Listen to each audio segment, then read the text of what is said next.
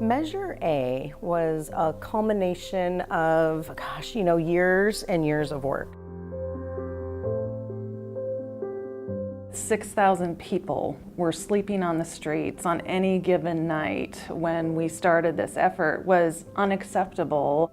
We were spending $500 million a year, frankly, managing the needs of people that were experiencing homelessness. From a healthcare perspective, how do you manage somebody's chronic health conditions when they live in a creek bed, when they live in a car? You can't do it.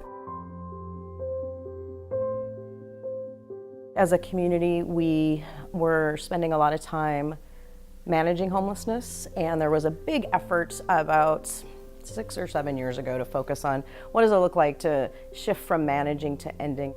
We didn't quite see a difference being made with our unhoused population, our homeless population. In fact, we saw the problem, especially here in the Valley, getting worse. Change doesn't happen because people are happy. And so I want to put that out there because what it means is that we were responding to the demands of the community to address homelessness. There's a model called Housing First, which is what it sounds like. Put people back into homes, provide services that they need to stay housed, and it works really, really well. You get people thinking about this new way of solving the homelessness crisis, not just managing it, but you get people thinking about that for the first time and they say, oh yeah, let's try that. There was a group of people that came together and decided we should really try to focus on solving homelessness systematically, using data, using best practices, and there's a way to do that, right? It was happening around the country and we could do that too. I have not worked on homelessness issues, or at least I didn't think I ever was, until I realized what the network was. And what the network is are people who are working to run homeless shelters or drop-in facilities. But they're also people who are running medical centers, and they're also people who are running food banks, and they're also people who are running mental health facilities.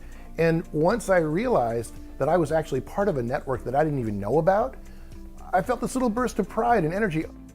The compelling nature of this issue brought together people who aren't normal bedfellows.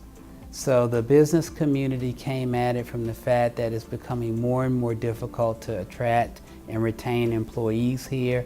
The nonprofit sector had that same motivation.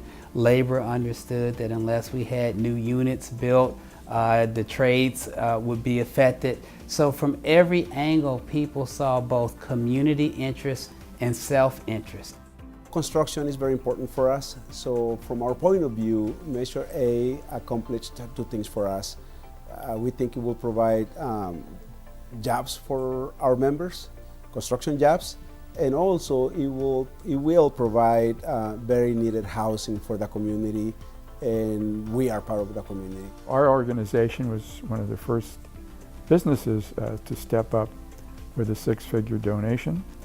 And I was able to speak to the Silicon Valley Chamber of Commerce, spoke to the real estate board, and basically made the argument that as one of the large property owners in Silicon Valley, this measure is going to cost our firm about $250,000 in additional taxes every year. But we still think it's a very good investment to get these folks housed and off the streets. There's really a robust network of communities and nonprofits that are working together with this ultimate goal of ending homelessness. And I think it was certainly shown no better than what we saw through the passage of Measure 8. No one agency could solve the issue alone, so a real willingness to come together and frankly step out of our own individual agency silos to work on a shared agenda and shared goals. Everyone had to change a little bit. Everyone had to be willing to try something new. For so many, brilliant community-based organization leaders to say, yeah, we're gonna do this. This is right, we get it. It may not be right now what's best for us, but it's what's best for the cause, for the challenge, for the crisis.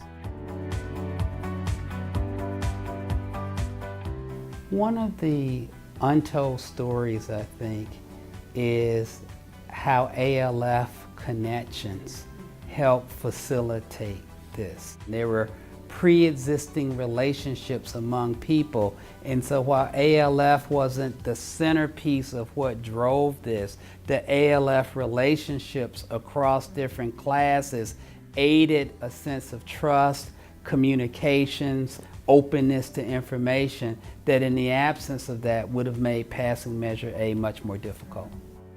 Getting 2/3 of any group of people to do anything is hard. Getting them to raise their taxes is even harder. And so it really took a whole lot of money and a whole lot of outreach. We can do anything we set our minds to, and we set our minds to this and we did it. And we can set our minds to the next thing, which is creating the housing that we need. And I have never stopped believing in the goodness of our community and being willing to say yes to the right thing. Campaigns are hard, and people wanted this amount of money to go to this and that amount of money to go to this. And so once we finally stopped arguing with each other, which, a lot of arguing went into that, and we put something on the ballot, then the band played. I'm going to just talk about the American Leadership Forum for a minute, because I think ALF has so much to offer the community. And places like ALF allow people to get to know each other well enough to have thoughtful arguments that create incredible outcomes for our community.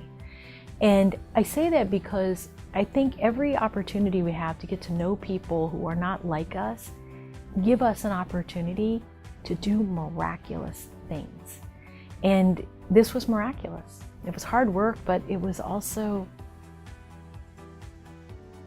miraculous.